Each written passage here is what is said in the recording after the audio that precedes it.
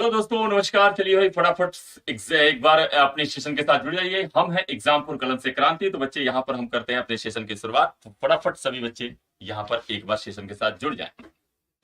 चलो बच्चे, फटाफट सभी बच्चे एक बार सेशन के साथ जुड़े। बिल्कुल नमस्कार है, सभी का वेलकम है, स्वागत है बच्चे। फटाफट एक बार सभी लोग सेशन के साथ जुड़ जाए बच्चे, तो हम अपने सेशन की यहाँ पे शुरुआत कर ले।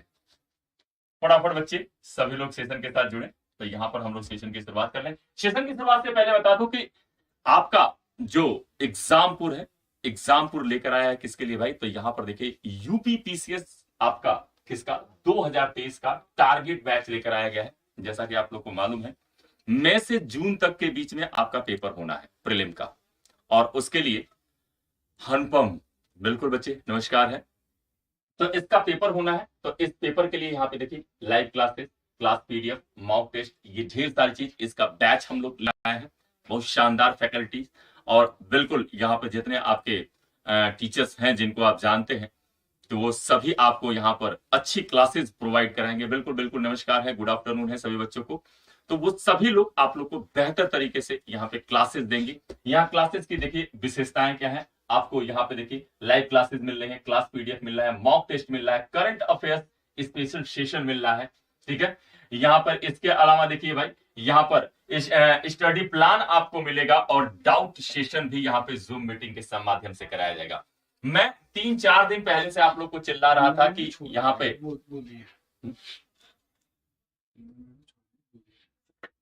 हाँ सीरियस बोल रहे एनालिसिस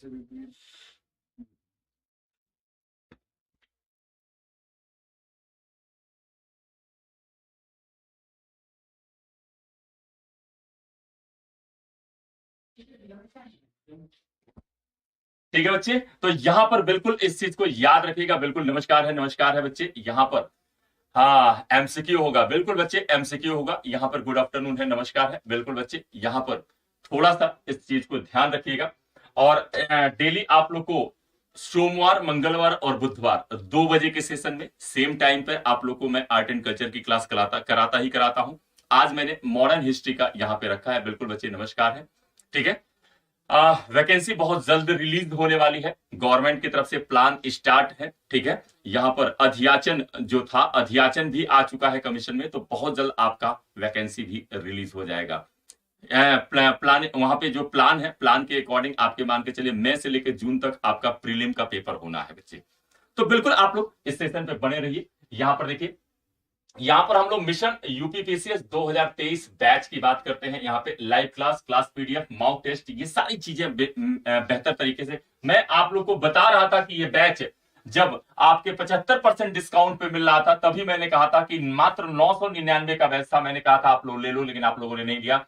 और देखो मैं कह रहा था अब क्या करना है, अब ये बैच आपको 60% डिस्काउंट पे मिल रहा है। PCS60 यहाँ पे कोड यूज करोगे, अभी भी कुछ बिगड़ा नहीं है। मात्र 1299 रुपए में बैच ये आपको मिल जाएगा। ठीक है, मात्र 1200 रुपए में 3249 रुपए का बैच केवल आपको 1299 रुपए में बच्चे मिल रहा है। तो इसको जरूर आप लोग लें और अपनी सफलता को सुनिश्चित करें। चलें एक बार सेशन को लाइक और शेयर कर दें। बिल्कुल अंजलि, यहाँ पे आरती, बिल्कुल राज, ठीक है बच्चे।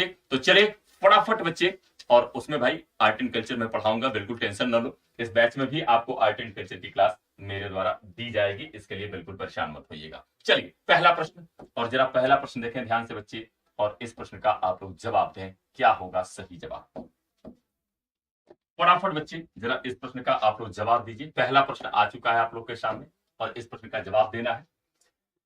निम्नलिखित घटनाओं का अध्ययन करते हुए क्रम में व्यवस्थित करना है आपको। हॉर्डिंग बम कांड, जॉर्ज पंचम का भारत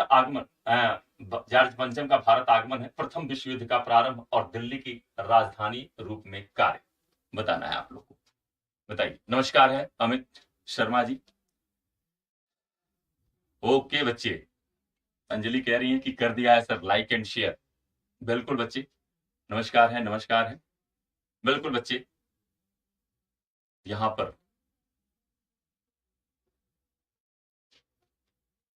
बी जवाब आ रहा है भाई, यहां पर जवाब बी आ रहा है, देख लेते हैं।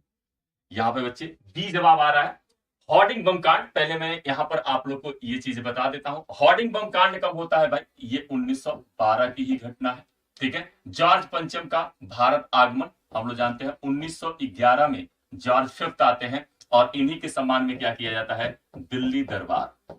दिल्ली दरबार, दिल्ली दरबार का आयोजन होता है जो कौन सा था, 3rd नंबर का, 3rd दिल्ली कोर्ट यहाँ पे आपका आयोजित होता है। प्रथम विश्व युद्ध का प्रारंभ 1914 में होता है और दिल्ली राजधानी के रूप में कार्य करती है, तो ये भी 1912 की घटना है। ठीक है। तो यहाँ पे बच्चे अगर इसका क्रम हम लोग देखें तो यहाँ पे सबसे पहले क्या होगा, तो दिल्ली कोर्ट, यानी बी वाला ऑप्शन आपका, यानी कि सी यहाँ पर बिल्कुल आप लोग का करेक्ट जवाब होगा। सी, फिर ए, फिर डी और फिर यहाँ पर सॉरी बी आपका पहले होगा, बी फिर ए फिर डी और फिर सी यहाँ पर आपका सबसे लास्ट में होगा। तो यहाँ पे क्या हो जाएगा, प्रथम विश्व युद्ध का प्रारंभ, बिल्कुल याद रखेंगे। कोई बात नहीं बच्चे, ठीक है। यहां पर कोशिश करने वालों की हार नहीं होती है, ये कहा जाता है, तो कोशिश करना आपका काम है, ठीक है। तो कोशिश करिए, उम्मीद है कुछ अच्छा हम लोग जरूर करेंगे, ठीक है। तो चलते हैं बच्चे अगले प्रश्न की तरफ और जरा अगला प्रश्न देखिए और अगले प्रश्न का जवाब दीजिए। चलिए जरा ध्यान से पढ़े बच्चे और अगले प्रश्न का यहां पर जवाब दें कि इस प्रश्न का सही जवाब क्या होगा।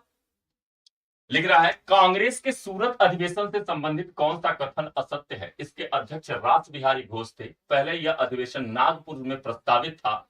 यह अधिवेशन रावी नदी के तट पर हुआ था। इस अधिवेशन में तिलक ने हिस्सा नहीं लिया था। बताना है आप लोग को कौन सा रॉन्ग स्टेटमेंट है। गलत हो गया कोई बात नहीं, देखो भाई कोई बात नहीं, गलत हो गया तो गलत की वजह से हम मैदान जंग से भाग नहीं सकते, ठीक है। मैदान जंग से भाग नहीं सकते। कहा जाता है कि वही कश्तियां समुद्र को पार करती हैं, वही कश्तियां केवल समुद्र को पार कर सकती हैं जिनमें लहरों का सीना चीरने का हौसला होता है। तो हौसला रखिए, हौसले बुलंद रखो बच्चा, सफलता जरूर मिलेगी। चलिए बिल्कुल बच्चे यहां पर देख लेते हैं, ठीक है। हौसला बहुत बड़ी चीज होती है बच्चे। आप कभी पैदल चलते हो, देखते हो, थक जाते हो, लेकिन अगर टारगेट डिसाइड किया कि हाँ आप मान लो बहुत काम किए हो, थक गए हो, घर जा रहे हो, घर आपका आधे किलोमीटर दूर है, कोई साधन नहीं मिल रहा है, पैदल जा रहे हो, टारगेट क्या है, घर पहुंचना है, क्योंकि आप जान रहे हो कि घर पे ही जाकर मुझे रेस्ट मिलेगा। तो आप हिम्मत करते हो, हौसला बनाते हो और लाख थके हुए होते हो, लेकिन उस दूरी को तय करके अपने घर पहुंच जाते हो। ठीक उसी तरह से जब आप अपने लक्ष्य को निर्धारित कर लोगे कि मुझे लक्ष्य को पाना है, चाहे कुछ भी हो जाए, तो फिर आप अपने लक्ष्य को प्राप्त कर लेते हो। रावी नदी वाला गलत है। अब बिल्कुल बच्चे यहां पर रावी नदी वाला गलत है। यहां पर बिल्कुल बच्चे सी वाला स्टेटमेंट क्या है, रॉन्ग स्टेटमेंट है। कांग्रेस का सूरत अधिवेशन हुआ 1900 आपका कब 7 में, 1907 में कांग्रेस का सूरत अधिवेशन हुआ। समस्या यह थी कि सूरत अधिवेशन आयोजित कर दिया गया। 1906 में जो आपका कलकत्ता अधिवेशन हुआ था दादा भाई नौरोजी की अध्यक्षता में, वहां पर नरम दल और गरम दल अध्यक्ष पद को लेकर आपस में लड़ गए थे। लेकिन जब दादा भाई नौरोजी का नाम प्रस्तावित हुआ तो क्या हुआ, गरम दल बैकफुट पे आ गया, यानी कि लाल बाल पाल जो थे वो बैकफुट पे आ जाते हैं और बैकफुट पे आने के बाद क्या करते हैं, यहां पर किसी तरह मामला टल गया। लेकिन 1907 में क्या हुआ कि यहां पर पहले अधिवेशन होना था, प्रस्तावित था कहां पे, नागपुर में, नागपुर में प्रस्तावित था, लेकिन नागपुर में यह अधिवेशन न होकर सूरत में आयोजित किया गया। सूरत में, और सूरत आप लोग जानते हो किस नदी के किनारे, ताप्ती नदी के किनारे, ताप्ती नदी के साइड पर आपका सूरत शहर स्थित है। सूरत कहां पे है, ताप्ती नदी के किनारे स्थित है, बिल्कुल बच्चे याद रखेंगे, ठीक है। तो यहां पर बिल्कुल भैरव मंदिर प्रेमी नमस्कार है भाई, तो यहां पे बच्चे याद रखेंगे। तो यहां पर क्या होता है कि ताप्ती नदी के किनारे आयोजित किया जाता है। इस अधिवेशन में तिलक ने हिस्सा नहीं लिया। यहां पर भाई, यहां पर देखिए भाई, मुझे यहां पर ये भी आपका थोड़ा सा इसमें करेक्शन कर लेना बच्चे। ये लिया, नहीं लिया, नहीं शब्द नहीं रहेगा, नॉट शब्द हटा देंगे इसमें से, लिया था ये रखना है आप लोग को कि यहां पर सूरत अधिवेशन में यहां पे तिलक ने हिस्सा लिया था, ये याद रखिएगा, नहीं शब्द हटाएंगे। तिलक ने भी हिस्सा लिया था इसमें, क्योंकि देखिए गरम दल के जो लीडर थे, गरम दल के जो लीडर थे, इसमें हिस्सा कौन ले रहा था, लाल बाल एंड पाल, लाल बाल पाल, ये 3 लोग हिस्सा ले रहे थे।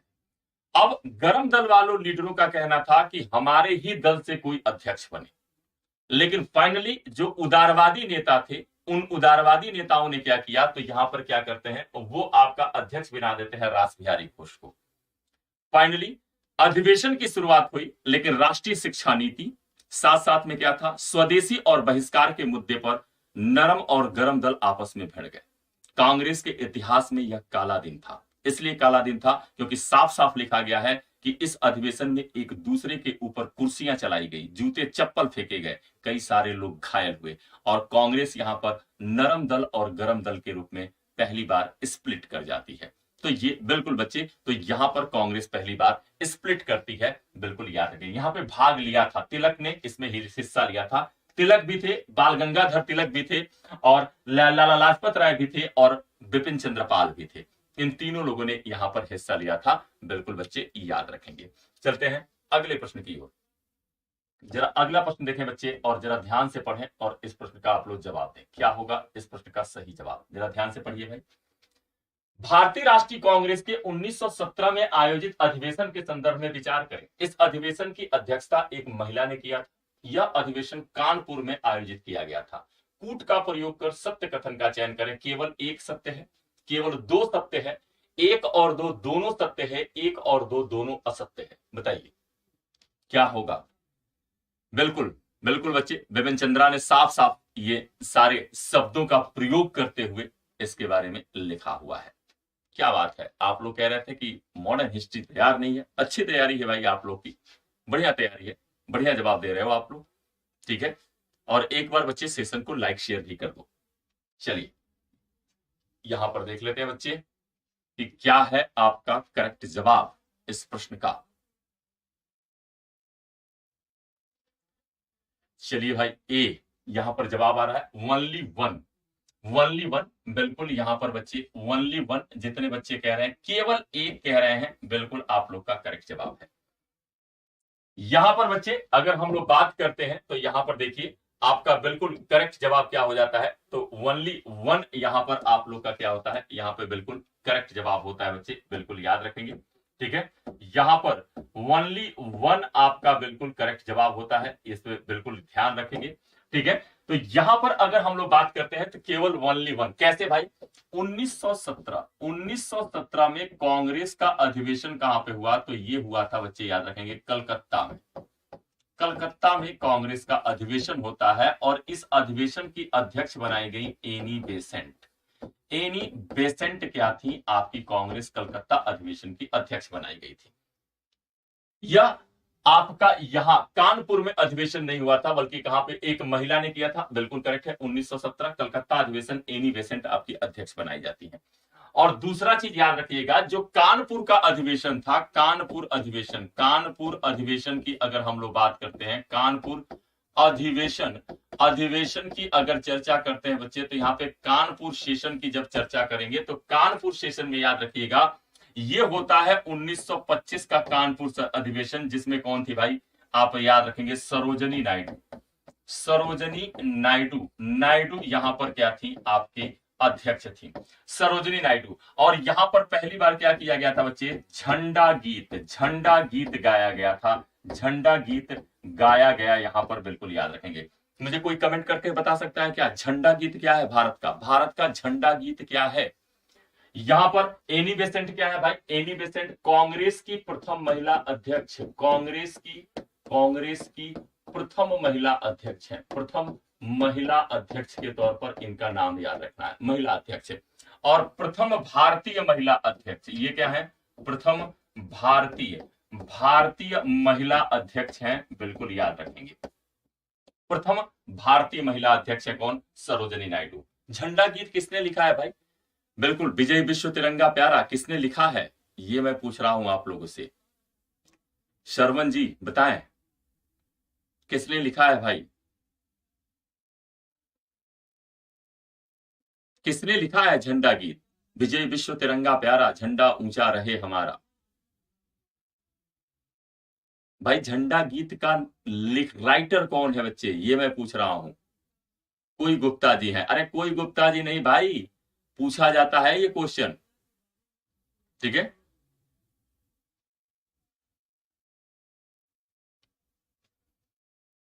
जो भाई यहां पर बच्चे याद रखेंगे, ठीक है, कौन से गुप्ता जी ने लिखा है?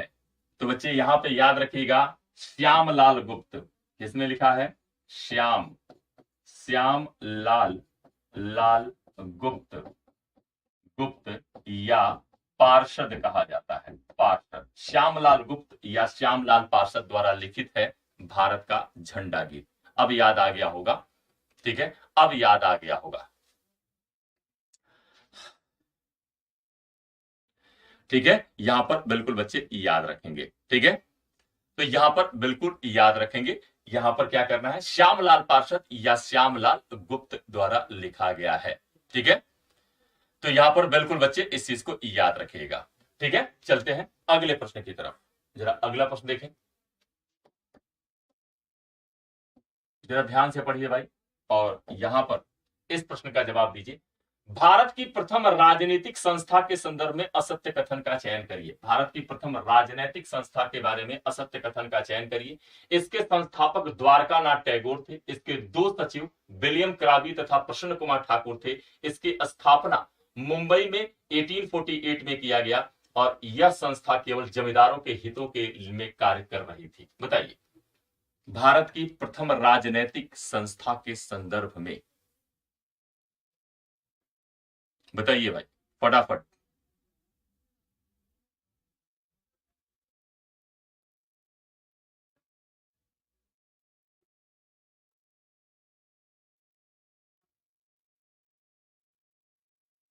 चलिए बच्चे, यहां पर फटाफट जरा इस प्रश्न का जवाब दीजिए। ए और डी में जवाब आ रहा है भाई, ए और डी में जवाब आ रहा है। इसमें से असत्य कथन का चयन करना है आप लोग को, इसमें से गलत कथन का चयन करना है। अजय नमस्कार है भाई, फटाफट बच्चे यहां पे देख लेते हैं।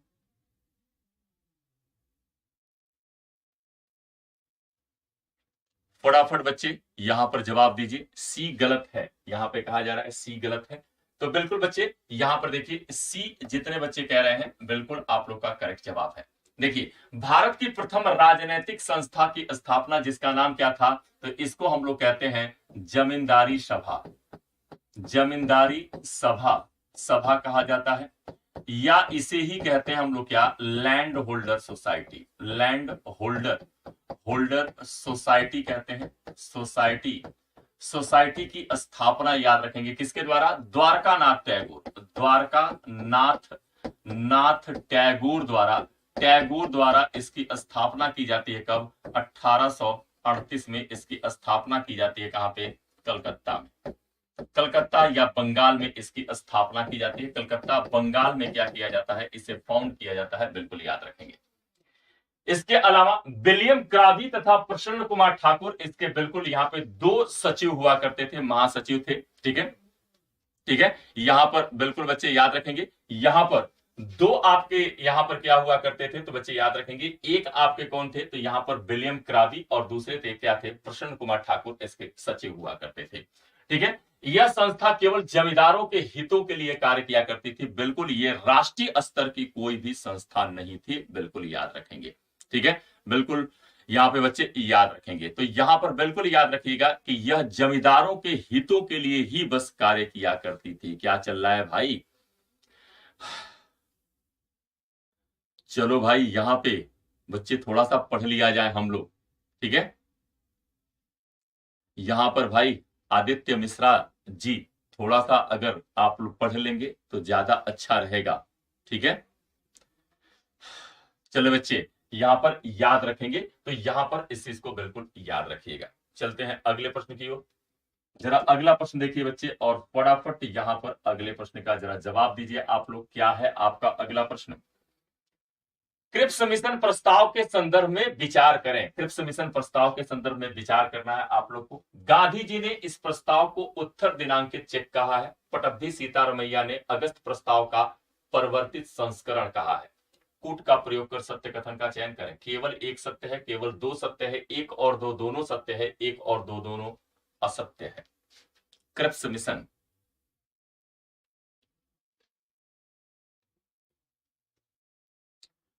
चलिए भाई जरा फटाफट बच्चे यहां पर जवाब दीजिए।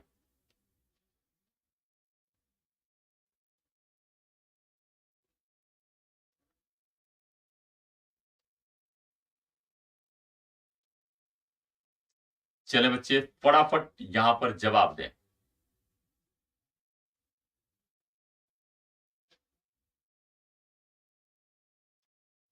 दोनों सही हैं। चलिए देख लेते हैं।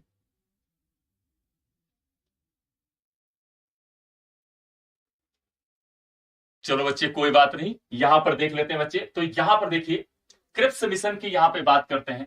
क्रिप्स मिशन भाई हम लोग को मालूम है मार्च मार्च 1942 में क्रिप्स मिशन भारत आता है। मार्च 1942 में ब्रिटिश सरकार द्वारा क्या किया जाता है, ब्रिटिश प्रधानमंत्री जो कौन था, तो इस समय था चर्चिल।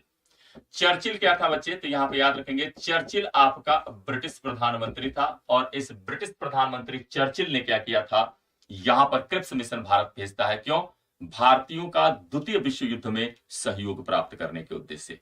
कारण यह था कि कहीं ना कहीं वैश्विक स्तर पे क्या था, तो यहां पर ब्रिटेन पर आपका प्रेशर बन रहा था। किसका, अमेरिका, चीन और रूस लगातार आपके क्या कर रहे थे, ब्रिटेन पे प्रेशर बना रहे थे कि भारतीयों को द्वितीय विश्व युद्ध में शामिल किया जाए। इस उद्देश्य से क्या होता है कि फाइनली चर्चिल क्या करता है, क्रिप्स मिशन की घोषणा करता है। क्रिप्स मिशन भारत पहुंचता है 30 तारीख को, यहां पर याद रखेंगे 23 मार्च 1942 को पहुंचता है क्रिप्स मिशन। और 30 मार्च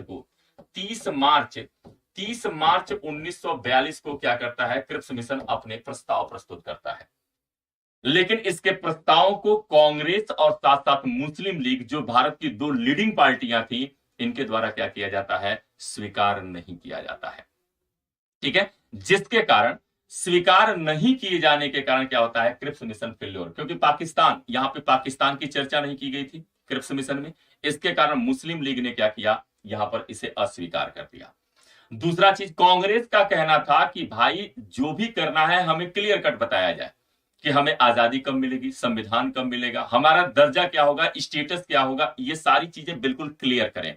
क्योंकि ये जितने प्रस्ताव रखे गए थे क्रिप्स मिशन में, सब कहा गया था युद्ध उपरांत इन पर विचार किया जाएगा, यानी युद्ध समाप्ति के बाद इस पर विचार किया जाएगा। दूसरा चीज, भारतीयों के लिए खतरा क्या था, जापान तेजी से भारत की ओर बढ़ रहा था। और जापान जब तेजी के साथ भारत की तरफ बढ़ रहा था, तो भारत में खतरा बढ़ता जा रहा था।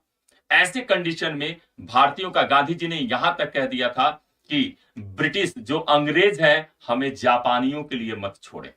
ठीक है, यहां तक गांधी जी का स्टेटमेंट आ जाता है। गांधी जी ने क्रिप्स के प्रस्ताव को पोस्ट डेटेड चेक, यानी बिना उत्तर तिथि का चेक कहा। यानी कहा कि ये ऐसा चेक है जिस पर अमाउंट तो बहुत बड़ा लिखा है, लेकिन इस पर डेट अंकित नहीं है, तिथि नहीं है कि कब इसे क्या किया जाएगा, यहां पे भेजा जा सकता है। पटप्पी सीतारमैया ने क्या कहा, अगस्त प्रस्ताव का परिवर्तित संस्करण है। ये कहते हैं कि अगस्त प्रस्ताव का क्या है, परिवर्तित संस्करण है। यानी कि सी आपका इसमें दोनों स्टेटमेंट बिल्कुल करेक्ट है। अगस्त प्रस्ताव कब आए थे भाई, अगस्त प्रस्ताव याद रखेंगे बच्चा, अगस्त प्रस्ताव लाए गए थे 1940 में। 8 अगस्त 1940 को लॉर्ड लिनलिथगो क्या लेकर आया था, अगस्त प्रस्ताव की घोषणा करता है। बिल्कुल बच्चे याद रखेंगे। ठीक है, तो यहां पर बिल्कुल बच्चे इस चीज को याद रखिएगा आप लोग। चलते हैं अगले प्रश्न की ओर।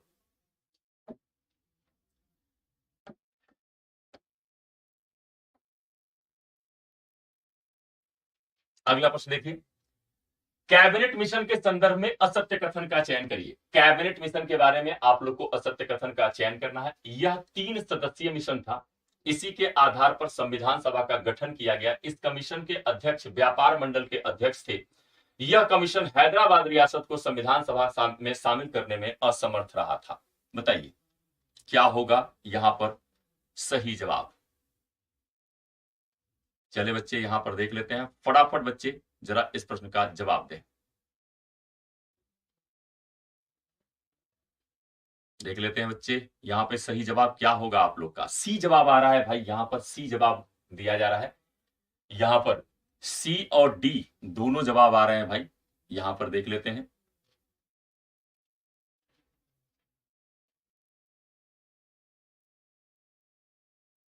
चले बच्चे यहां पर देख लेते हैं, ऑप्शन सी बिल्कुल बच्चे, यहां पे ऑप्शन सी आपका बिल्कुल करेक्ट जवाब है। कैबिनेट मिशन, क्योंकि ये कैबिनेट मिशन के बारे में पूछा गया है। कैबिनेट मिशन का गठन, क्योंकि देखिए कैबिनेट मिशन की घोषणा की जाती है ब्रिटिश पार्लियामेंट में घोषित किया था किसने, तो याद रखेंगे इस समय भारत सचिव जब आपके क्लेमेंट एटली ब्रिटेन के प्रधानमंत्री बनाए गए, तो इटली के प्रधानमंत्री बनने के बाद याद रखेंगे पैथिक लॉरेंस, पैथिक लॉरेंस, जो पैथिक लॉरेंस था, पैथिक लॉरेंस आपका भारत सचिव के पद पर क्या किया जाता है, नियुक्त किया जाता है। पैथिक लॉरेंस ये अनाउंस करता है कहां पे भाई, ब्रिटिश पार्लियामेंट में, कि भारत में एक संविधान निर्मात्री सभा के लिए क्या किया जाएगा, कैबिनेट मिशन भारत भेजा जाएगा। फाइनली हम लोग जानते हैं कि 24 मार्च 1946 को कैबिनेट मिशन भारत पहुंचा, जिसमें 3 सदस्य शामिल थे। तो आप लोग सभी लोग जानते हो कौन कौन इसमें शामिल था। एक थे आपके यहां पर याद रखेंगे, एक थे पैथिक लॉरेंस आपके यहां पे शामिल थे। दूसरे कौन थे भाई, दूसरे यहां पे याद रखेंगे ए बी अलेक्जेंडर यहां पे शामिल थे। और तीसरे आपके थे स्टेफोर्ड क्रिप्स आपके यहां पर शामिल थे। फाइनली क्रिप्स मिशन भारत पहुंचने के बाद क्या करता है, इसमें पैथिक लॉरेंस आपके इस कमेटी के अध्यक्ष थे, जो इस समय भारत सचिव के पद पर कार्यरत थे। कैबिनेट मिशन भारत पहुंचता है। भारत पहुंचने के बाद कैबिनेट मिशन ने जो इंडिया की लीडिंग पार्टियां थी उनसे मीटिंग करता है, फिर रियासतों के साथ मीटिंग करता है, और मीटिंग करने के बाद से मई 1946 में, यानी कि मई 1946 में कैबिनेट मिशन ने अपना प्लान प्रस्तुत किया, जिसमें सीधा सीधा याद रखेंगे संविधान निर्मात्री सभा के संदर्भ में यहां पे प्रावधान किया गया।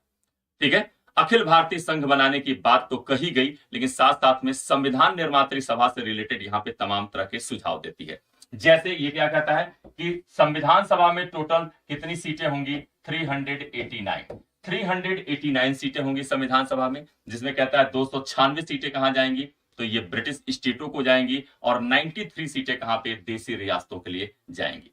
ठीक है, मई में बच्चा इसने अपना प्रपोजल रखा था। जून जुलाई 1946 में आपके संविधान सभा के चुनाव कराए गए थे, याद रखिएगा। प्रपोजल कब आया था, प्रपोजल की बात कर रहे हैं मई 1946 में। ठीक है, 389। दूसरे इंपॉर्टेंट इसने कहा था कि यहां पर अप्रत्यक्ष निर्वाचन और मनोनयन, यानी नॉमिनेशन और इनडायरेक्ट इलेक्शन के द्वारा क्या किया जाएगा, यहां पर आपकी सीटें ये भरी जाएंगी, ये इसने कहा था, बिल्कुल याद रखेंगे। ठीक है, तो यहां पर इस तरह का प्रस्ताव रखता है, और प्रस्ताव रखने के बाद एक चीज और कहता है कि संविधान सभा का प्रत्येक सदस्य, यूपीपीसीएस में पूछा गया क्वेश्चन है कि संविधान सभा का प्रत्येक सदस्य कम से कम 10 लाख की पॉपुलेशन को क्या करेगा, रिप्रेजेंट करने का काम करेगा। बिल्कुल बच्चे याद रखेंगे। ठीक है, यहां पर ऐसे क्या करता है, यहां पर इस प्रस्ताव को इसने पाकिस्तान की मांग को स्वीकार नहीं किया था, याद रखिएगा। कैबिनेट मिशन ने पाकिस्तान की मांग को स्वीकार नहीं किया था, बिल्कुल बच्चे मंजूरी नहीं दी थी, बिल्कुल याद रखेंगे। ठीक है, तो यहां पर बिल्कुल इस चीज को याद रखिएगा। ठीक है, हैदराबाद रियासत एकमात्र ऐसी रियासत थी जो संविधान सभा में शामिल नहीं हुई थी। इसको शामिल करने में क्या किए थे, ये असफल हो गए थे, बिल्कुल यहां पे याद रखिएगा। ठीक है, चलते हैं अगले प्रश्न की ओर। जरा अगला प्रश्न देखें बच्चे, और अगले प्रश्न का यहां पे जरा जवाब दीजिए आप लोग, क्या है इस प्रश्न का सही जवाब। नेहरू रिपोर्ट में की गई सिफारिश पर विचार करें तथा असत्य कथन को चुनें। भारत को डोमिनियन स्टेटस का दर्जा दिया जाए, भारत के सभी नागरिकों के लिए धार्मिक और राजनीतिक स्वतंत्रता दिया जाए, सांप्रदायिक आधार पर पृथक निर्वाचक मंडल की मांग को स्वीकार किया जाए कि गवर्नर जनरल केवल संवैधानिक प्रमुख होगा। यहाँ पे जो नेहरू रिपोर्ट आई थी उसके बारे में कौन सा यहां पर क्या किया गया, आपका असत्य कथन है, यहां पे बताना है, गलत कथन का चयन करना है बच्चे। यहां पे बताइए फटाफट बच्चे, जरा इस प्रश्न का जवाब दीजिए, देख लेते हैं क्या होगा इस प्रश्न का सही जवाब।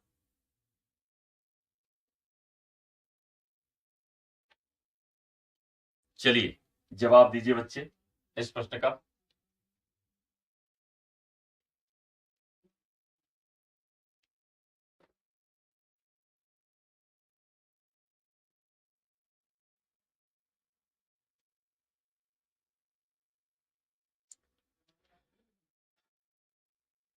कोई बात नहीं बच्चे, आप अपने पढ़ाई पढ़ाई पे ध्यान दो, ठीक है।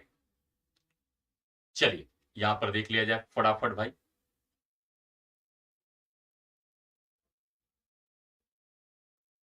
सी जवाब आ रहा है भाई यहां पर। तो बच्चे यहां पर याद रखिएगा, देखिए नेहरू रिपोर्ट कब आती है? 1928 में। 1928 में नेहरू रिपोर्ट आई थी। जब साइमन कमीशन भारत आता है, 1927 में साइमन कमीशन घोषित किया गया था, 1928 में साइमन कमीशन भारत आया। साइमन कमीशन जब भारत आता है तो भारतीयों द्वारा साइमन कमीशन का विरोध किया जाता है। जब भारतीयों द्वारा साइमन कमीशन का विरोध किया गया तो चूंकि यहां पे कोई भी भारतीय सदस्य इस कमेटी में शामिल नहीं था, कहा जाता है लॉर्ड इरविन के कहने पर भारतीयों को साइमन कमीशन में स्थान नहीं दिया गया था। अब साइमन कमीशन में चूंकि भारतीय नहीं थे और भारतीयों का कहना था कि ये भारत के लिए क्या किया जा रहा है, भारत के लिए कार्य हो रहा है, इसलिए भारतीयों को इसमें स्थान दिया जाना चाहिए। अब साइमन कमीशन को यहां पर व्हाइट कमीशन भी बोला गया, श्वेत कमीशन कहा गया, साइमन गो बैक के नारे लगाए गए, जहां जहां साइमन कमीशन पहुंचा उसे काले झंडे दिखाए गए, विरोध प्रदर्शन चल रहा था। इसी बीच में लाहौर में जब विरोध प्रदर्शन हो रहा था साइमन कमीशन का, तो पुलिस की लाठी चार्ज में लाला लाजपत राय की डेथ भी हो जाती है। फाइनली भारतीयों का इतना विरोध देकर ब्रिटिश सरकार ने कहा कि हमें भारतीय अगर अपने आप को इतना योग्य समझते हैं तो एक संवैधानिक प्रारूप बनाकर प्रस्तुत करें जिस पर सभी भारतीय राजनीतिक दल सहमत होने चाहिए। अंततः भारतीयों ने इस चुनौती को स्वीकार किया। दिल्ली में एक सर्वदलीय मीटिंग बुलाई गई जहां पर पंडित मोतीलाल नेहरू की अध्यक्षता में एक 10 सदस्यीय कमेटी का गठन किया गया। तो नेहरू कमेटी जो बनाई जाती है, नेहरू कमेटी बनाई जाती है, यहां पे याद रखेंगे नेहरू कमेटी। नेहरू कमेटी बनाई गई जिसमें अध्यक्ष सहित कुल 10 सदस्य यानी 9+1 आपके सर्वदलीय दल से लोग इसमें शामिल किए गए। नेहरू कमेटी ने जो रिपोर्ट तैयार की उसे ही नेहरू रिपोर्ट के नाम से जानते हैं। नेहरू रिपोर्ट पे चर्चा करने के लिए डॉक्टर अंसारी की अध्यक्षता में मीटिंग बुलाई गई, लेकिन अंततः कांग्रेस के ही लीडरों ने क्या किया, नेहरू कमेटी की रिपोर्ट का विरोध कर दिया। अब नेहरू कमेटी ने अपनी रिपोर्ट में क्या किया, भारत को डोमिनियन स्टेटस का दर्जा दिया जाए, बिल्कुल करेक्ट था। भारत के सभी नागरिकों के लिए धार्मिक और राजनीतिक स्वतंत्रता प्रदान की जाए, यह भी बिल्कुल करेक्ट जवाब है। सांप्रदायिक आधार पर पृथक निर्वाचक मंडल की मांग को स्वीकार किया जाए, यह गलत है। यहीं पर आपका क्या हो जाएगा, यही आपका सी करेक्ट आंसर होगा। ठीक है, तो सी आपका करेक्ट, क्योंकि यहां पर सांप्रदायिक आधार पर निर्वाचक मंडल की मांग को स्वीकार नहीं किया गया था, यहां पर नहीं किया गया था, याद रखेंगे। और गवर्नर जनरल को केवल संवैधानिक प्रमुख बनाए जाने की बात कही गई थी। लेकिन अंततः क्या होता है, आपका नेहरू कमेटी की इस रिपोर्ट को फेल्योर कर जाता है, क्योंकि सीधे सीधे मुस्लिम लीग ने कहा कि भाई इसमें पृथक निर्वाचन की मांग नहीं है, इसलिए हम इसे स्वीकार नहीं करेंगे। दूसरी तरफ यहां पर देखिए, यहां पे जो कांग्रेस के लीडर्स थे, उन कांग्रेस का लीडर का कहना था, उनका कहना था कि अभी यहां पर अब हमें क्या करना चाहिए, पूर्ण स्वराज लेकर आना चाहिए। अब स्वराज या डोमिनियन स्टेटस से बात नहीं बनेगी, ये इनका कहना था। ब्रेकनहेड इस समय आपके भारत सचिव हुआ करते थे, ठीक है, ब्रेकनहेड, उन्हीं के कहने पर क्या किया गया था, यहां पर यह कमेटी का गठन किया गया था। बिल्कुल बच्चे याद रखेंगे। चलते हैं अगले प्रश्न की ओर, और जरा अगला प्रश्न देखिए और अगले प्रश्न का यहां पर जवाब दीजिए। फटाफट बच्चे जरा इस प्रश्न का आप लोग जवाब दीजिए, क्या होगा आपका इस प्रश्न का सही जवाब। भारत परिषद अधिनियम 1935 के संदर्भ में असत्य कथन का चयन करना है। यहां पर यह अधिनियम लिनलिथगो समिति की रिपोर्ट पर लागू हुआ। इसमें 10 भाग तथा 321 अनुच्छेद थे। भारत में एक संघीय न्यायालय का प्रावधान किया गया। अखिल भारतीय संघ की स्थापना के विचार को त्याग दिया गया। यहां पर बताना है आप लोगों को। यहां पर थोड़ा सा एक करेक्शन कर दूंगा मैं, ये 14 है, 10 नहीं है, 14 है। चलिए जरा बताइए इस प्रश्न का सही जवाब क्या होगा। इस प्रश्न का सही जवाब बताएं बच्चे, क्या होगा। डी गलत है। चलिए भाई देख लेते हैं अंजलि। बिल्कुल बच्चे यहां पर देख लिया जाए तो भाई यहां पे लिनलिथगो कमेटी, भारत परिषद अधिनियम, देखिए जब थर्ड आपका गोलमेज सम्मेलन, राउंड टेबल कॉन्फ्रेंस, जब राउंड टेबल कॉन्फ्रेंस कौन सा भाई, थर्ड राउंड टेबल कॉन्फ्रेंस समाप्त हुआ, तो इसके बाद से 1933 में क्या किया गया था, लिन-लिथगो समिति बनाई गई थी। लिन-लिथगो कमेटी का गठन किया गया, कमेटी बनाई गई, कमेटी बनाया गया। इस कमेटी ने क्या किया, 1934 में अपनी रिपोर्ट की, अपनी रिपोर्ट प्रस्तुत की, अपनी रिपोर्ट प्रस्तुत करता है। कब, 1934 में। 1934 में जब यह कमेटी अपनी रिपोर्ट प्रस्तुत करती है, तो इस रिपोर्ट के प्रस्तुतिकरण के बाद यहां पे क्या किया जाता है, इसी रिपोर्ट के आधार पर 1935 का एक्ट आता है, का एक्ट इश्यू किया जाता है 1935 का।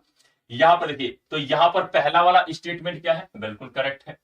अब यहां पर जब ये रिपोर्ट पे जब 1935 का एक्ट आता है, तो इसमें याद रखना है आप लोग को, पहली बार हम लोग को 14 भाग दिखाई देते हैं, प्लस आपके 321 आर्टिकल्स दिखाई देते हैं, अनुच्छेद इसमें बनाए गए थे, और साथ साथ में याद रखेंगे 10 अनुसूचियां,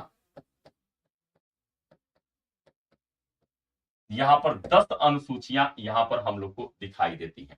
ठीक है, तो ऐसे क्या किया गया था, इसे डिवाइड किया गया था, बिल्कुल बच्चे याद रखना। तो ऐसे इसको डिवाइड करके बनाया गया था। तो यहां पर यह भी आपका करेक्ट। भारत में एक संघीय न्यायालय का प्रावधान किया गया, बिल्कुल बच्चे, एक संघीय न्यायालय की व्यवस्था की गई, जो 1937 में स्थापित होता है, और आजादी के बाद सुप्रीम कोर्ट ऑफ इंडिया के रूप में यही जाना गया। और अखिल भारतीय संघ के स्थापना के विचार को त्याग दिया गया, ये गलत है। अखिल भारतीय यहां पर संघ बनाने की विचार को रखा गया था। ठीक है, ये बिल्कुल आप लोग याद रखेंगे इस बात को। क्लियर है? तो बिल्कुल बच्चे यहां पर टी। चलते हैं अगले प्रश्न की ओर। यहां पर अगला प्रश्न देखिए भाई, नेहरू रिपोर्ट के असफल होने के बाद निम्नलिखित में से किस नेता ने अपने 14 सूत्री मांग ब्रिटिश सरकार के समक्ष प्रस्तुत किया? महात्मा गांधी, मोहम्मद अली जिन्ना, चित्तरंजन दास, मदन मोहन मालवीय। बताइए। फेडरल कोड बना, ठीक है, बिल्कुल बिल्कुल बच्चे, यहां पे जरा फटाफट यहां पर इस प्रश्न का जवाब दीजिए। बी जवाब आ रहा है भाई, यहां पर बच्चे बी जवाब आ रहा है। चलिए, बी जवाब आ रहा है भाई, यहां पर मोहम्मद अली जिन्ना, मोहम्मद अली जिन्ना जवाब आ रहा है। बिल्कुल बच्चे, यहां पर जितने बच्चे मोहम्मद अली जिन्ना कह रहे हैं, बिल्कुल आप लोग का करेक्ट जवाब है। 19 यहां पर याद रखेंगे, 1928 में जब नेहरू रिपोर्ट असफल हो गई, नेहरू रिपोर्ट क्या होती है भाई, नेहरू रिपोर्ट असफल हो जाती है, असफल। जब नेहरू रिपोर्ट असफल हो जाती है, तो इसके असफल होने के बाद किसने, जिन्ना ने क्या किया, जिन्ना द्वारा क्या किया जाता है, वायसराय लॉर्ड इरविन, वायसराय कौन था, viceroy, viceroy Lord Irwin, Lord Irwin के सामने, इरविन के सामने क्या करते हैं, तो लॉर्ड इरविन के सामने अपनी 14 सूत्री मांग, 14 सूत्री मांग प्रस्तुत करते हैं, बिल्कुल याद रखेंगे। 14 सूत्री मांग प्रस्तुत करते हैं मोहम्मद अली जिन्ना, लेकिन वायसराय द्वारा मोहम्मद अली जिन्ना के इस डिमांड की तरफ कोई भी ध्यान नहीं दिया जाता है, कोई भी ध्यान नहीं दिया जाता है। इसके बाद कांग्रेस का सेशन होता है बच्चे, इसके जस्ट बाद आपका दिसंबर 1929 में कांग्रेस का सेशन हुआ लाहौर में, लाहौर सेशन होता है। और इस लाहौर सेशन में कांग्रेस क्या करती है, तो यहां पे याद रखिएगा, लाहौर सेशन में कांग्रेस ने अब पूर्ण स्वराज का प्रस्ताव पारित कर दिया, पूर्ण स्वराज, पूर्ण स्वराज का यहां पर लक्ष्य निर्धारित कर देती है कांग्रेस। ठीक है, और इसके बाद गांधी जी एक चेतावनी देते हुए क्या करते हैं, वायसराय के सामने अपनी 11 सूत्री मांग प्रस्तुत करते हैं, लेकिन 11 सूत्री मांगों को वायसराय द्वारा उस पर भी कोई ध्यान नहीं दिया जाता है, जिसके बाद गांधी जी ने सविनय अवज्ञा आंदोलन प्रारंभ कर दिया था। ठीक है, बिल्कुल याद रखेंगे। चलते हैं अगले प्रश्न की तरफ, और जरा अगला प्रश्न देखें और अगले प्रश्न का यहां पर जवाब दें। फटाफट बच्चे यहां पर अगले प्रश्न का जरा जवाब दीजिए। क्या है आपका अगला प्रश्न, निम्नलिखित में से किसने असहयोग आंदोलन वापस लेने के लिए कहा था कि उस समय जनता का उत्साह बहुत ऊंचा था, जब पीछे हटने का आदेश देना राष्ट्रीय संकट से कम कुछ नहीं था। असहयोग आंदोलन वापस लेने पर यह स्टेटमेंट किसका था, पंडित मोतीलाल नेहरू, पंडित जवाहरलाल नेहरू, सुभाष चंद्र बोस, चित्तरंजन दास। बताइए किसका स्टेटमेंट था भाई? नीतीश का जवाब सबसे पहले आया है। नीतीश कह रहे हैं बी, पंडित जवाहरलाल नेहरू का।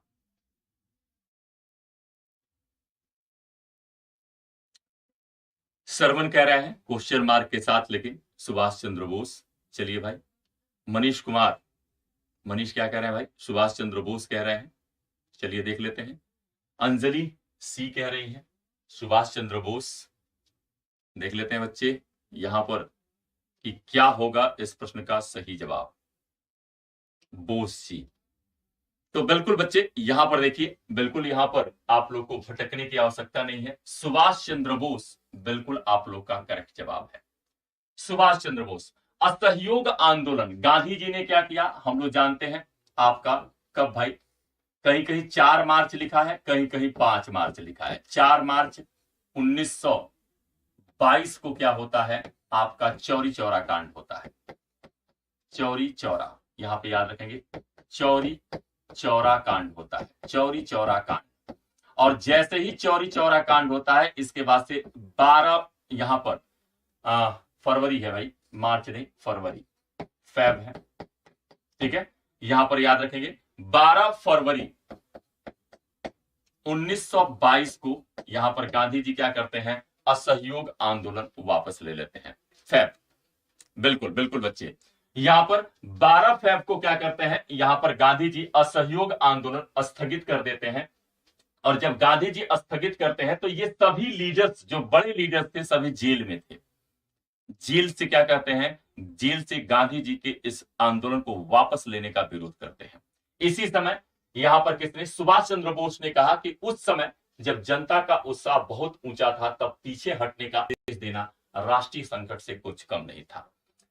पंडित मोतीलाल नेहरू ने क्या कहा? पंडित मोतीलाल नेहरू ने कहा कि अगर एक घटना कहीं पे आपके केरल के गांव में होती है तो उसकी सजा कश्मीर में रहने वाले लोगों को नहीं मिलनी चाहिए। ये इनका स्टेटमेंट था। बिल्कुल बच्चे याद रखेंगे, ठीक है। तो यहां पर बिल्कुल बच्चे इस चीज को याद रखिएगा, ठीक है। इसके बाद से चलिए अगले प्रश्न पे चलते हैं। अगला प्रश्न जरा देखिए भाई, और इस प्रश्न का जरा जवाब दीजिए आप लोग फटाफट बच्चे। जरा इस प्रश्न का जवाब दीजिए और यहां पे बताइए, निम्नलिखित में से असत्य कथन का चयन करिए। चितरंजन दास को स्वराज पार्टी का अध्यक्ष बनाया गया था। आर्य समाज का मुख्यालय लाहौर में स्थापित किया गया था। कायदे आजम की उपाधि जिन्ना की है। सीआर दास ने सीआर फार्मूला तैयार किया था। बताइए।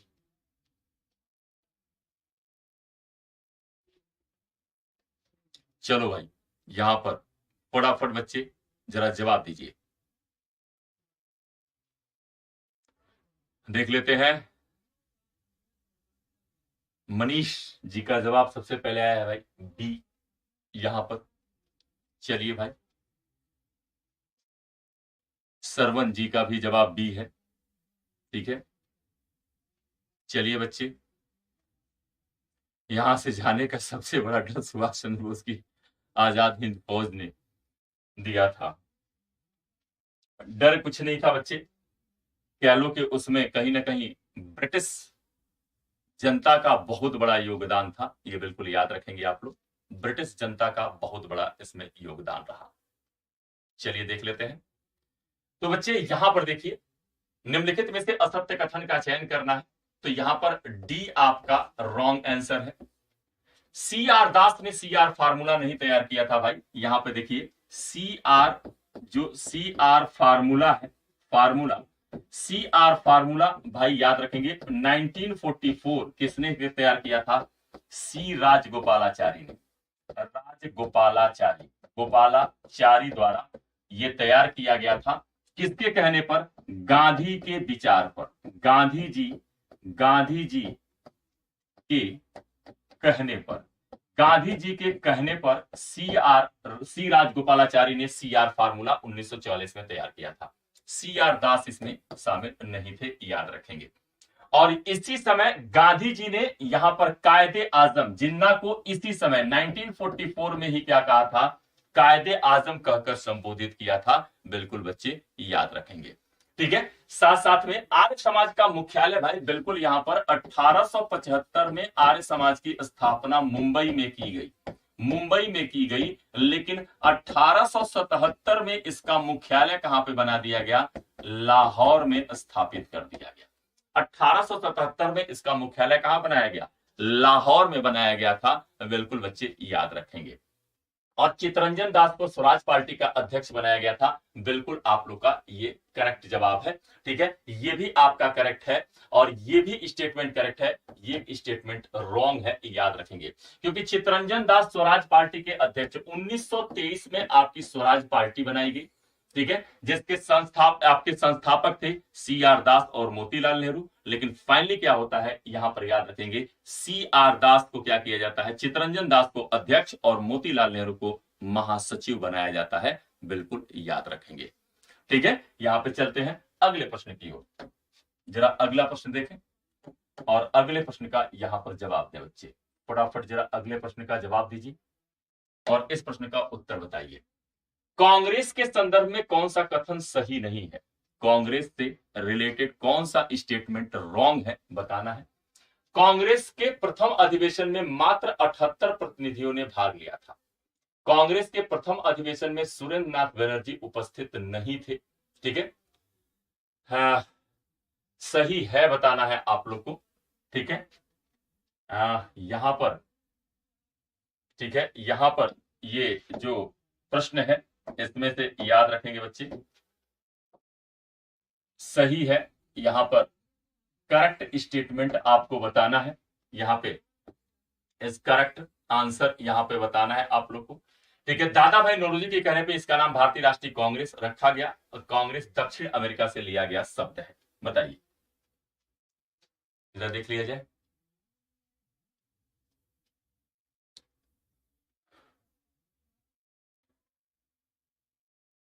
फटाफट भाई, यहां पर अंजलि का जवाब ए है। कौन सा कथन सही है? ए यहां पर कहना है इन लोगों का। ए यहां पर कांग्रेस, देखिए भाई, यहां पर आपका करेक्ट स्टेटमेंट क्या है? यहां पर सी आपका करेक्ट स्टेटमेंट है, याद रखेंगे। सी आपका करेक्ट स्टेटमेंट होगा। कैसे होगा? कांग्रेस की स्थापना की बात करते हैं। स्थापना, कांग्रेस की स्थापना हम लोग जानते हैं 28 दिसंबर 1885 को कितने लोगों के साथ? तो बच्चे याद रखेंगे 72 मेंबर्स के साथ कहां पर? मुंबई में स्थापित की गई थी। 72 सदस्यों के साथ भाई, 78 सदस्यों के साथ नहीं, 72 सदस्यों के साथ। कांग्रेस के प्रथम अधिवेशन में एस एन बनर्जी उपस्थित नहीं थे। बिल्कुल ये आपका सही है। ठीक है, उपस्थित नहीं थे यहां पर। बिल्कुल बच्चे ये उपस्थित थे, यहां पर आपका सही बताना है ना। यहां पर भाई देखो, थोड़ा सा ये टाइपिंग एरर ज्यादा हो गया है क्वेश्चन में, मैं लेकिन संशोधित करके आप लोग को यहां पे समझा दे रहा हूं। उपस्थित थे, तो ये भी स्टेटमेंट क्या होगा? आपका रॉन्ग स्टेटमेंट होगा। ये भी स्टेटमेंट बच्चे याद रखिएगा। ठीक है, थोड़ा सा यहां पर टाइपिंग एरर ज्यादा हो गया है, ये भी रॉन्ग स्टेटमेंट होगा, यहां पर याद रखेंगे। ठीक है, यहां पर बच्चे याद रखिएगा, ये भी आपका क्या होगा? रॉन्ग स्टेटमेंट हुआ। दादा भाई नौरोजी के कहने पर सही स्टेटमेंट बताना है, ये करेक्ट है। और कांग्रेस दक्षिण अमेरिका, ये गलत है। ये नॉर्थ अमेरिका, उत्तरी अमेरिका से लिया गया शब्द है। उत्तरी अमेरिका से लिया गया शब्द है। उस टाइम कलकत्ता में बिल्कुल इंडियन एसोसिएशन में थे। बिल्कुल बिल्कुल बच्चे यहां पर बिल्कुल बिल्कुल बच्चे याद रखेंगे, वो उपस्थित नहीं थे। ये बिल्कुल आप लोग का करेक्ट जवाब होगा। चल लेते हैं बच्चे अगले प्रश्न की ओर। और अगले प्रश्न पे यहां पे फटाफट जरा देखिए और अगले प्रश्न का जवाब दीजिए। इस नेता ने 6 अप्रैल 1919 को रॉलेट एक्ट के विरोध में देशव्यापी हड़ताल की घोषणा किया था। किस नेता ने 6 अप्रैल 1919 को रॉलेट एक्ट के विरोध में देशव्यापी हड़ताल की घोषणा किया था? बाल गंगाधर तिलक, जवाहरलाल नेहरू, महात्मा गांधी, लाला लाजपत राय। 6 अप्रैल 1919 को। बिल्कुल बिल्कुल बिल्कुल सरवन, थोड़ा सा टाइपिंग एरर हो जाता है बच्चे, थोड़ा सा रहता है क्वेश्चन टाइप में। ठीक है, चलो देख लेते हैं बच्चे। सी यहां पर जवाब आ रहा है। देशव्यापी हड़ताल की घोषणा किसने की थी? बिल्कुल बच्चे यहां पर बिल्कुल 6 अप्रैल को क्या करते हैं? महात्मा गांधी। महात्मा गांधी क्या करते हैं भाई? यहां पर देशव्यापी हड़ताल की घोषणा करते हैं। कौन? महात्मा गांधी। बिल्कुल याद रखेंगे। महात्मा गांधी ने 6 अप्रैल 1919 को रॉलेट एक्ट के विरोध में क्या किया? देशव्यापी हड़ताल की घोषणा किया। और इस देशव्यापी हड़ताल की घोषणा में क्या करते हैं? तो बच्चे याद रखेंगे, महात्मा गांधी ने देशव्यापी हड़ताल की घोषणा की और इसी का विरोध आप लोग को पता है कहां पे? अमृतसर में चल रहा था।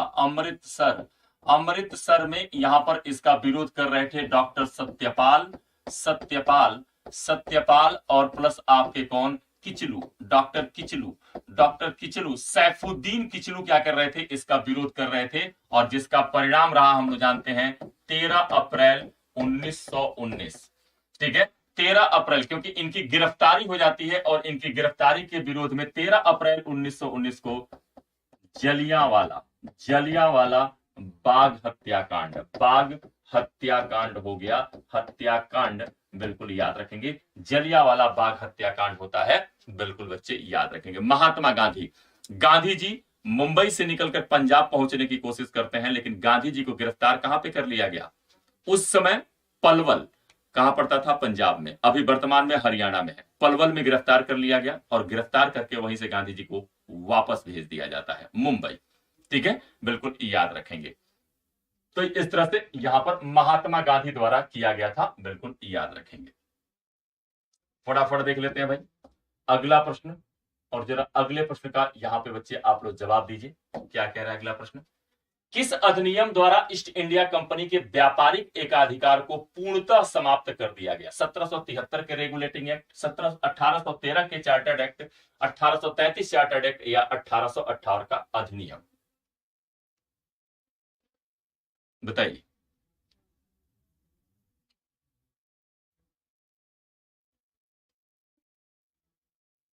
हाँ, अमृतसर में वो अकबर को लेकर कहां पहुंच गए भाई? मेडाइवल में आप लोग कि 500 बीघे जमीन दिया, जहां अमृतसर शहर बसाया गया।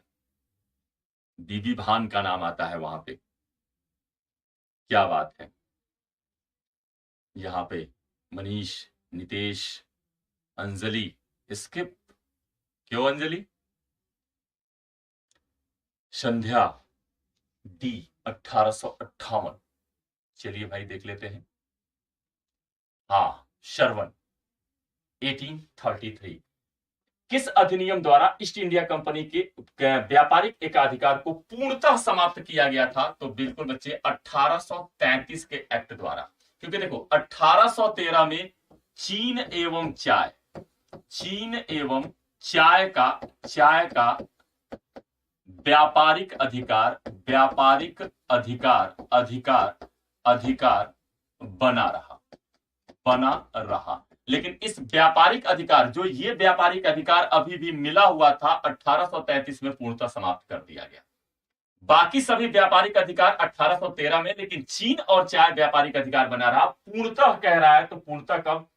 1833 में समाप्त किया गया था। बिल्कुल बच्चे याद रखेंगे, 1833 के एक्ट में पूर्णतः समाप्त कर दिया जाता है। ठीक है, तो इस चीज को बिल्कुल याद रखिएगा। और चलो भाई, आज थोड़ा सा मैं इस यहाँ पे प्रश्न को थोड़ा सा विराम दूंगा, क्योंकि भाई बीपीएससी का पेपर है, तो पेपर यहाँ पे एनालिसिस में मुझे जाना है। तो बच्चे यहीं पे ये लास्ट क्वेश्चन आपको कराऊंगा मैं। आज का आपका क्या होगा? ये होमवर्क होगा। आज का ये होमवर्क है आपका कि अरुंडेल कमेटी के संदर्भ में क्या सत्य है।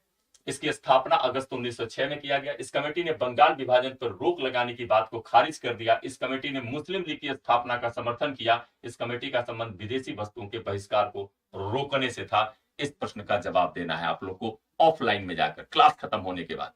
क्लास कैसी लगी एक बार कमेंट से करके जरूर बताइएगा कि आपको क्लास कैसी लगी। ठीक है, और इस प्रश्न का उत्तर भी आप लोग जरूर दीजिएगा। सेशन के साथ जुड़ने के लिए आप सभी लोग को थैंक यू, धन्यवाद। और कल यानी मंडे 2 बजे हम लोग आर्ट एंड कल्चर के प्रश्नों के साथ फिर मिलेंगे। ठीक है, तो तब तक के लिए सभी लोग को थैंक यू, धन्यवाद, नमस्कार।